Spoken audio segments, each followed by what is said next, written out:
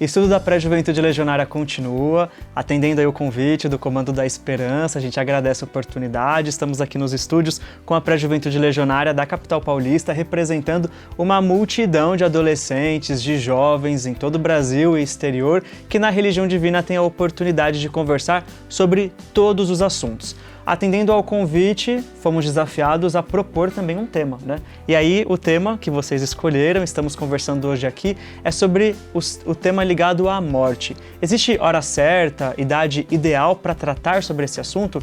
A gente entende que todas as idades, todas as fases são importantes para que esse tema não seja um tema tabu. E a gente vai continuar esse estudo. Vamos antes nos apresentar mais uma vez. Eu sou Matheus Henrique, sou orientador da Pré-Juventude, com muito orgulho aqui na capital paulista. E quem são vocês, hein, gente? Meu nome é Antônio José e eu tenho 13 anos. Meu nome é Alice Alves Barcelos e eu tenho 13 anos. Meu nome é Marina Alves Barcelos e eu tenho 13 anos. Meu nome é Luísa Cassimiro e eu tenho 13 anos. Meu nome é Henrique Gomes Mendes e eu tenho 12 anos. E a gente então convida você agora a, junto com a gente, continuar esse estudo. A gente vai para o livro Os Mortos Não Morrem, de autoria do escritor Paiva Neto, que vai aprofundar demais esse assunto sobre a morte. O irmão Paiva ali vai falar sobre questões ligadas à ciência, à filosofia, à literatura, às artes, vai colocar cientistas dialogando sobre o tema da espiritualidade e da vida após a morte, vai trazer relatos de experiências de quase morte, enfim, são muitos assuntos. Hoje a gente vai se deter em um dos textos, nas páginas 81 e 82, onde o irmão Paiva vai escrever o subtítulo Dia dos Vivos.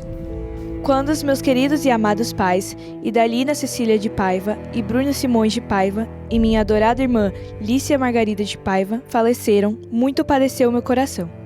Contudo, prontamente comecei a entoar comovido colóquio com o Criador, amenizando a saudade e lhes transmitindo mensagens de paz e de gratidão. Logo senti que continuam vivos, porque os mortos não morrem. Costumo afirmar, quando se ora, a alma respira, fertilizando a existência espiritual e humana. Fazer prece é essencial para desanuviar o horizonte do coração. Alzira Zarur, proclamador da religião do terceiro milênio, ensinava que Deus não nos criou para nos matar e que não há morte em nenhum ponto do universo. Reiteramos. Minha solidariedade, pois aos que sofrem a aparente ausência de seus entes queridos. Mas estejam certos de que realmente os mortos não morrem. Um dia, todos haveremos de nos reencontrar. Essa página que a gente acabou de ler, do escritor Paiva Neto, vai nos ajudar a compreender ainda mais como a gente lida e de forma natural com as questões ligadas ao desencarne de um ente querido. E você que está acompanhando aqui o estudo da Pré-Juventude, você pode ter esse exemplar na sua casa, você pode entrar em contato, acessar o clubeculturadepaz.com.br. Assim, gente, é uma leitura fundamental para você que quer compreender esse tema tão importante que não deve ser tabu na nossa casa, na nossa vida. Se você tem criança, adolescente que mora junto com você, se você cuida, de alguma forma dessa faixa etária, não deixe que esse tema seja um tabu. Isso vai trazer muito sofrimento para essa criança, esse adolescente ou esse jovem, quando chegarem momentos tão desafiadores, como a partida de um ente querido. E quanto mais cedo a gente trata desse assunto, quanto mais natural nós tratamos o tema da morte, mais esse espírito vai ter condições de criar o seu repertório, de saber se defender, de não reprimir sentimentos, de saber quem procurar ajuda. Na Pré-Juventude, até com os soldadinhos de Deus, uma fase mais nova do que vocês, a gente fala sobre isso, tem essa oportunidade. Então vamos voltar para a página que nós lemos, porque aqui o irmão Paiva ele já começa compartilhando com muito carinho, o momento em que ele teve a experiência dos seus entes queridos passarem para o mundo espiritual. É interessante, Marina, porque ele fala sobre a gente não deixar de lado, os nossos sentimentos. Ele fala aqui que quando a família dele faleceu, ele ficou muito triste. Ele fala que padeceu o coração dele. E isso nos mostra que a gente não deve ficar segurando nossas emoções. A gente tem que se permitir sentir, se permitir que a tristeza venha, que a raiva venha, pra gente aliviar tudo aquilo que a gente está sentindo.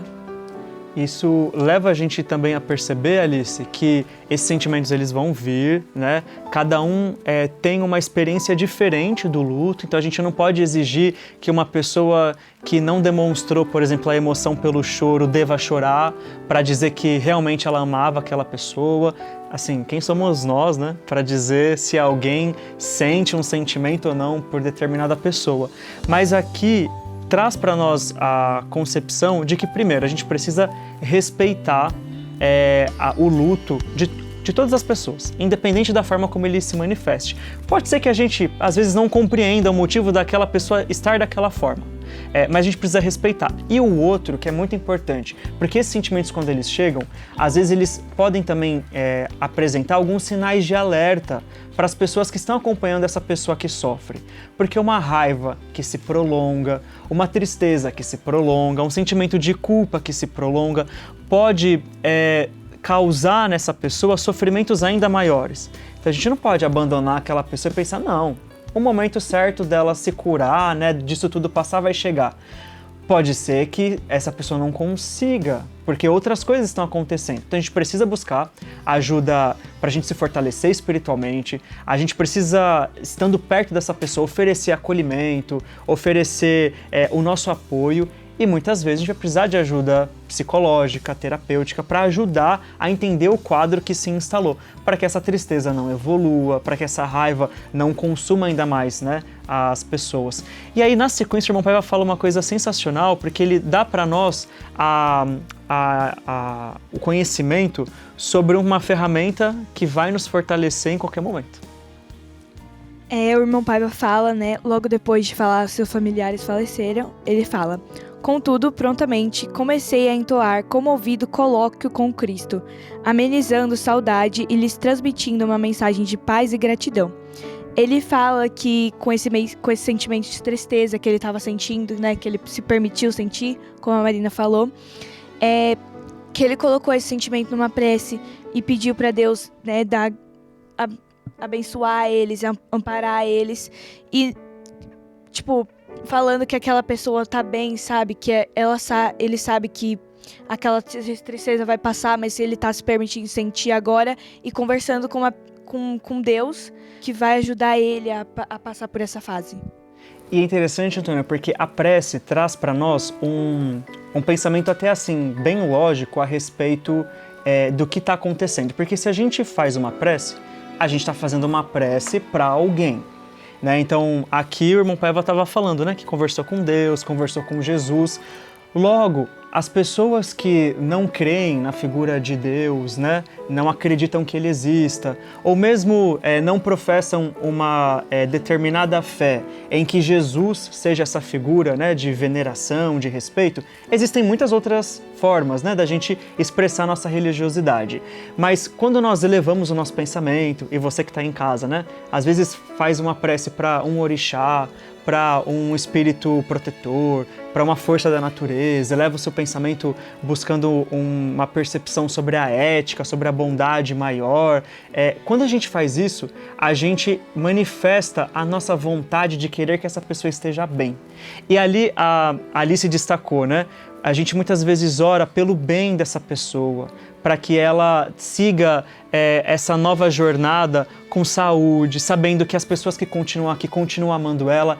Isso é uma forma da gente mostrar que essa pessoa não foi esquecida, né? Que a gente continua nutrindo esse sentimento, porque senão fica aquela ideia de que morreu, acabou, né?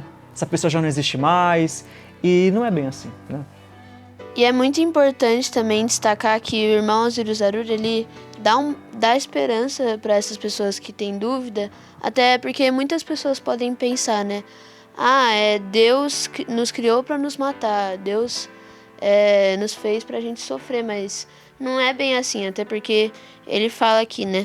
Deus não nos criou para nos matar, e que não há morte em nenhum ponto do universo. Então, essa morte a gente não deve temer, até porque é só uma passagem do plano material para o plano espiritual. Sim, mas existem circunstâncias que às vezes podem fazer com que a gente tenha um certo temor desse momento. Às vezes porque a gente não sabe o que vai acontecer, né?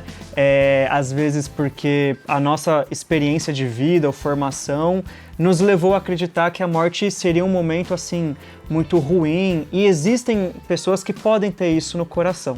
Então não quer dizer que a gente tem que julgar ou estabelecer, né, qualquer tipo de pensamento, de julgamento mesmo, sobre quem tem esse pensamento. Contudo, quanto mais a gente trata do assunto sem tabu, mostra sobre os conhecimentos a respeito da vida eterna, a gente dá a oportunidade de todo mundo refletir sobre isso.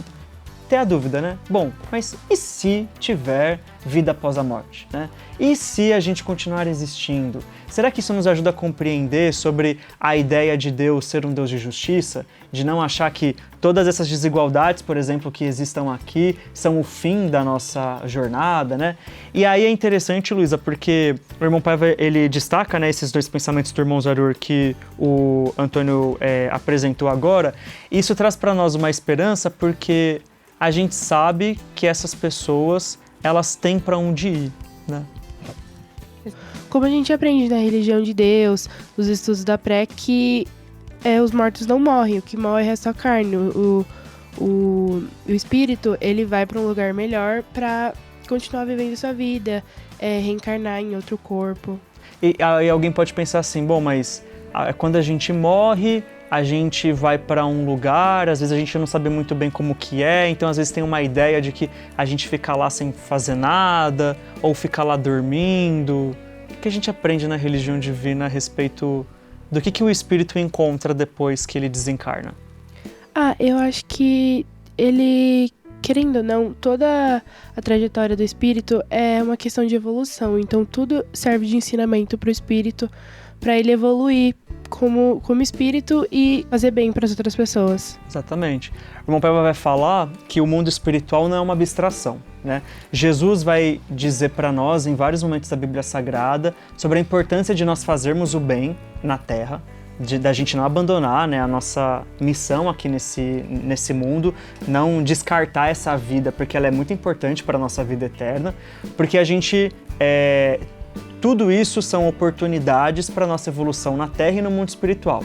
Então, quando nós desencarnamos, essa vida, igual que você falou, continua.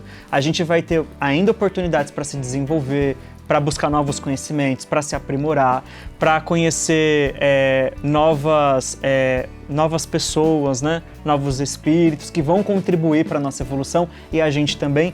E aí, no final, o Henrique, tem um trecho muito bonito que o irmão Paiva traz, porque não é só a beleza poética da forma como ele escreveu, é porque é uma verdade, e isso é o que muitas vezes vai confortar o coração de quem passa por esse momento, né? Tem um ente querido que às vezes acabou de desencarnar, ou às vezes até já desencarnou há muito tempo, e saber que em algum momento a gente pode se reencontrar é um conforto, né, para o nosso coração. É, isso mesmo, Mateus. Aqui quando ele fala, mas estejam certos de que realmente os mortos não morrem. Um dia todos haveremos de nos reencontrar. Ela ainda está viva, o espírito dela ainda está viva. E que a gente pode encontrar ela por meio de preces, de sonhos e de outras maneiras que a gente pode acabar pensando nessa pessoa e acabar reencontrando ela. Ou mesmo no mundo espiritual. Uma hora vai chegar a nossa vez, né, de passar por outro lado, para a origem da nossa vida, né, de onde nós viemos. E a gente pode ter a oportunidade de reencontrar essa pessoa, se ela ainda estiver no mundo espiritual, porque ela também pode passar pelo processo da reencarnação. A Luísa comentava sobre isso. E esse reencontro pode se dar também na Terra, né? Quantas pessoas que nós convivemos hoje e em outras vidas nós desejamos reencontrá-las? E a gente está tendo a oportunidade, né, de reencontrar aqui, mesmo que às vezes pelo esquecimento a gente não se lembre, né, mas os nossos pais, os nossos amigos, né, nós aqui, né, e outras pessoas já em outros momentos, né, gostaríamos de estar juntos. E essa é uma oportunidade. É inclusive uma forma da gente entender a importância da nossa existência aqui na Terra, né. Bom, você que está nos acompanhando, gente, isso aqui é só uma palhinha, tá? Do que acontece todos os sábados. A gente tem a oportunidade de tirar dúvidas, de estudar juntos, de trazer alguma questão que aconteceu, às vezes, no dia ou em algum outro momento e entender quais são os aspectos espirituais, a importância da gente falar sobre morte, por exemplo, sobre vida eterna, outros assuntos sobre a vida espiritual, reencarnação, sobre como se prevenir de violências e desigualdades, sobre o que Jesus nos ensina a respeito de combater esses tipos de injustiças e tantos outros temas que invadem a nossa vida, né? E às vezes podem trazer sofrimento ou podem inclusive ser oportunidades para a gente poder se desenvolver melhor. E agora eu gostaria que vocês contassem para quem está nos acompanhando quais são os dias que nós nos encontramos, onde a gente se encontra, como que acontece, enfim, cada um pode trazer aí algum aspecto. Exatamente como o Matheus disse, a gente estudou aqui hoje, mas esse estudo é permanente também, de assuntos variados. Todos os sábados, nas cruzadas do Novo Mandamento de Jesus, nas igrejas ecumênicas da religião divina. E aqui em São Paulo, os nossos encontros, eles acontecem na Avenida Rude, 848, aqui no Bom Retiro. E o estudo também acontece no Templo da Boa Vontade em Brasília, na quadra 915 Sul. Isso aí, bom, a gente trouxe o endereço de São Paulo, de Brasília.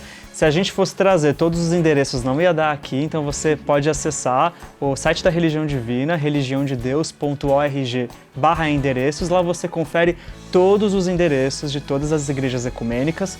Mas Henrique, conta aí como que são esses estudos, o que acontece. Nesses estudos acontece tipo como aconteceu agora. A gente faz algumas atividades, algumas brincadeiras, lê a Bíblia Sagrada, fala sobre o que a gente leu e aprende muitas coisas sobre o novo mandamento de Jesus e tudo que ele fala. É sempre igual o estudo? Não, sempre tem temas diferentes. Isso aí, então você está convidado, né? Se você que está nos ouvindo é um adulto, né? E tem aí um adolescente aí na sua casa, convide ele, né? Ele vai ser muito bem-vindo ou muito bem-vinda, seja a cidade em que você estiver. A gente está falando de São Paulo, mas você já deve ter visto ao longo do programa algumas fotos, se você está nos acompanhando pela Boa Vontade TV, vários rostos, vários locais, porque a gente realiza esse estudo em várias cidades. E vai ser um prazer poder te receber.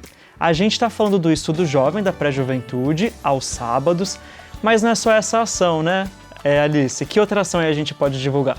A gente também convida vocês para o nosso encontro jovem todo primeiro domingo do mês, às 10 horas. A gente estuda bastante, tem várias interações legais com toda a juventude, é muito divertido. Música legionária. Música legionária, muitas atividades com jovens aqui de São Paulo e do mundo também. Isso aí. Bom, a gente fica por aqui e aí o nosso convite é permanente, você continua na programação da Comunicação 100% Jesus. A gente encerra com a nossa saudação legionária, pode ser? Vamos juntos? Deus está presente! Viva Jesus em nossos corações para sempre!